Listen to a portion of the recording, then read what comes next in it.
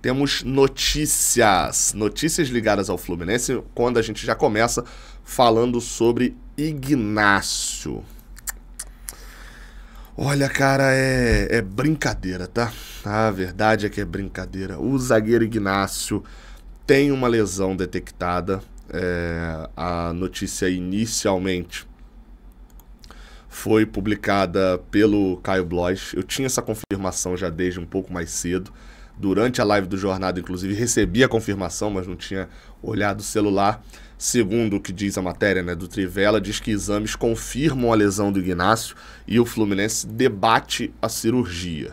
Segundo diz aqui, o zagueiro sofreu uma contusão no menisco do joelho direito, o que é estranho, porque foi passado pra gente pela assessoria do Fluminense que seria o joelho esquerdo. Só para contextualizar pra galera, lá na zona mista, ali onde você faz as entrevistas com os jogadores logo após o apito final do jogo, foi dito pela assessoria de imprensa do Fluminense, e a gente viu depois também outros portais repercutindo, que o jogador saiu sentindo uma lesão no joelho esquerdo, tá? Na matéria aqui do Trivela diz que sofreu uma contusão no menisco do joelho direito. Tá? Então, enfim, esse ponto aqui não é a mesma informação do que o Trivela, não. Isso tinha passado, quando eu li a matéria, passou desapercebido ali por mim, mas os pontos que eu sei são do joelho esquerdo, tá? Aí diz aqui, mas ainda não há martelo batido sobre tratamento e tempo de recuperação.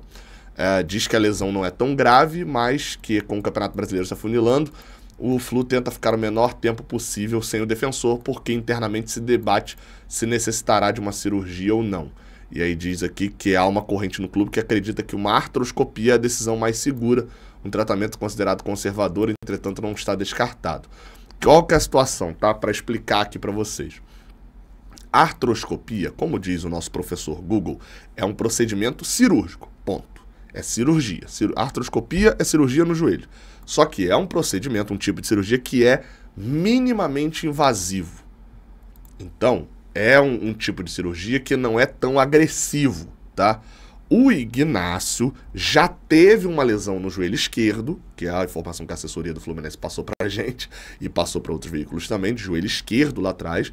O Ignacio já teve uma lesão de ruptura de ligamento colateral medial do joelho, tá?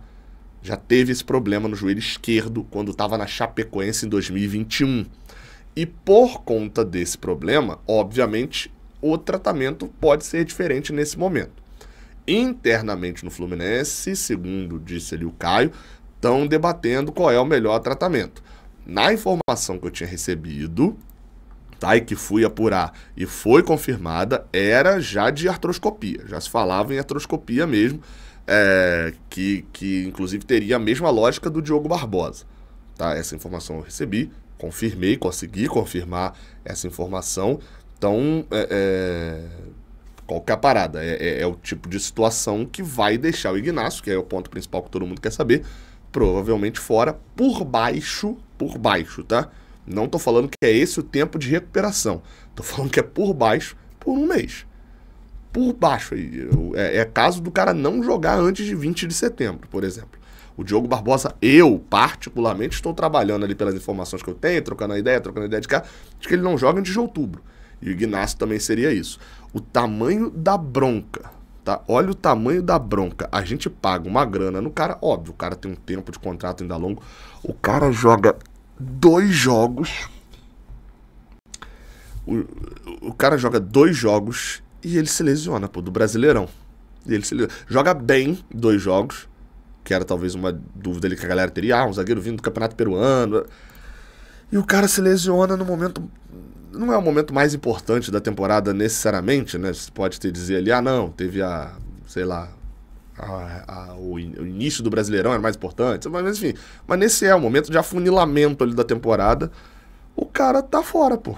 O cara, assim, certeza, não joga mesmo contra o Grêmio hoje, todo mundo já sabia. E, enfim, complicado. É complicado o caso do Ignacio, tá? Pra gente passar para uma outra notícia, a gente aborda aqui também a situação do Gabriel Fuentes. Ou se a gente for começar a fazer esse tipo de coisa, né? Com os nomes, né? Gabriel Fuentes. Já que me chamam assim quando eu viajo, né? o lateral esquerdo colombiano de 27 anos, que foi uma informação exclusiva publicada aqui pelo Raiz Tricolor, né? A gente trouxe essa notícia no último final de semana, de que o Gabriel Rafael Fuentes Gomes, que é colombiano, que joga atualmente pelo Júnior de Barranquilla e tem a sua carreira inteira pelo Júnior, né, da Colômbia, teve uma leve passagem só lá no Real Zaragoza da Espanha, ele interessa ao Fluminense. A informação que eu trouxe inicialmente é de que o jogador, a conversa entre o Fluminense e o Júnior, ele foi oferecido, o Fluminense se agradou do nome dele, ele é lateral esquerdo, que é uma posição que o Fluminense quer. Outros times chegaram a manifestar o interesse, mas o interesse do jogador, a partir do momento que soube do interesse do Fluminense, também partiu a ser de jogar no Fluminense. Dado isso, o Fluminense sondou já para saber, e aí tem matéria do GE agora falando de que o Fluminense formalizou o interesse no Gabriel Fuentes, uma matéria do Marcelo Neves, dizendo que o Fluminense aguarda a resposta para poder enviar uma proposta.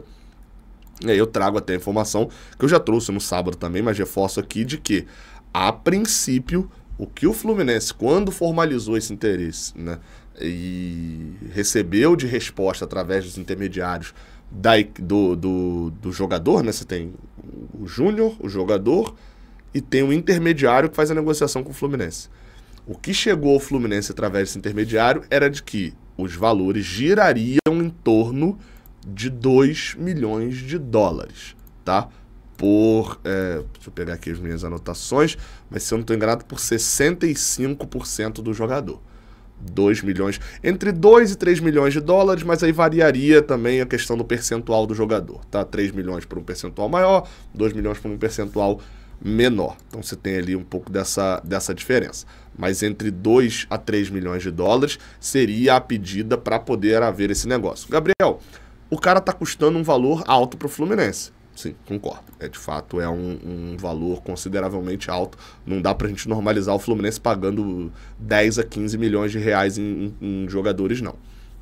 Dito isso, o Gabriel Fuentes, pelas informações que eu fui conseguir, trocar uma ideia também com o pessoal, é um cara bom. É um cara que está estruturado há um bom tempo no Júnior, é da seleção colombiana, esteve inclusive nessa última convocação, pode ter tido, mas eu não vou garantir, recomendação também, obviamente uma troca de ideias com o próprio John Arias, né, porque é um jogador que atuou junto com ele também nessa última convocação. No caso, não atuou efetivamente, ele é banco, né, o lateral esquerdo titular da Colômbia é o Mojica, né, o lateral esquerdo que joga na Espanha também no Mallorca, lá da Espanha. Ele é o lateral esquerdo reserva, mas pode ter tido boas recomendações também, já que o John Arias é titular da seleção colombiana. Então, enfim, o Fluminense tem essa proposta, segundo o GE, né, pela informação deles, né, respeito à apuração também, até porque encaixa muito com o que a gente falou no sábado também. O Fluminense formalizou o interesse nessa segunda-feira. Óbvio, aí tem uma diferença entre formalização e a conversa, né? Formalização quando você manda no papel timbrado do clube, escrevendo o que você quer e você se compromete com as coisas, mas o Fluminense já é sabido de que dentro desse interesse, o valor ali que se conversa seria em torno de 2 milhões de dólares por 60%. E aí, obviamente, subindo um pouco o percentual, se fosse subir também a questão dos valores. Mas algo em torno de 2 milhões de dólares por 60% do jogador. É nessa base que vai começar a negociação, e aí, óbvio, a janela fecha em breve, né? Se eu não me engano, fecha no dia 2 de setembro. Vamos ver como vai ser conduzidas as negociações por parte do Fluminense. Que o Fluminense precisa de um lateral esquerdo, todo mundo já sabe. O Fluminense, neste momento, tem o Marcelo, que ninguém sabe, ninguém viu, e tem o Diogo Barbosa, lesionado até quase o final da temporada, sendo a outra opção um lateral esquerdo de 18 anos, que obviamente vai oscilar, inclusive sentiu uma dessas oscilações, e hoje o Fluminense está indo para um mata-mata de Libertadores com um lateral direito reserva que está mal e criticado, se fosse lateral direito mesmo, improvisado na lateral esquerda. É isso, tá? Não esquece de deixar um like aqui embaixo. Uma última informação, tá? Que importante, pelo menos é bom, né? O Vitória foi garfado, né, no jogo contra o Cruzeiro ontem à noite. Mas aí é um problema do Vitória, né? Não é necessariamente um problema nosso. 2-2 agradou a gente, o Vitória fez 2-0 no início, golaço do Alejandro, né? Numa bicicleta lá bizarra. Teve um Neres expulso, e aí o Cruzeiro foi pra cima, conseguiu o empate. Um gol criticável, né? Ali teve toque de mão, mas o resultado no final das contas foi até bom pra gente. O empate do Vitória tirou o Vitória da zona de rebaixamento, eles têm 22 pontos, o Corinthians também tem 22, a gente tem 21, mas a gente tem um jogo a menos. E aí, com esse um jogo a menos e a diferença de só um ponto, se a gente ganhar esse jogo a menos fictício, né, que vai acontecer ainda, e não tem data marcada, a gente volta a sair do Z4. Mas nossa missão para sair do Z4 mesmo é no próximo sábado contra o Atlético Mineiro no Mineirão. Alô, você que vai viajar pro jogo, etc. O jogo seria na Arena MRV, mas o Atlético Mineiro decidiu tirar de lá por conta do gramado. Jogo no Mineirão no próximo sábado, beleza? Tamo junto, até a próxima. Não esquece agora sim do like e da inscrição. Valeu!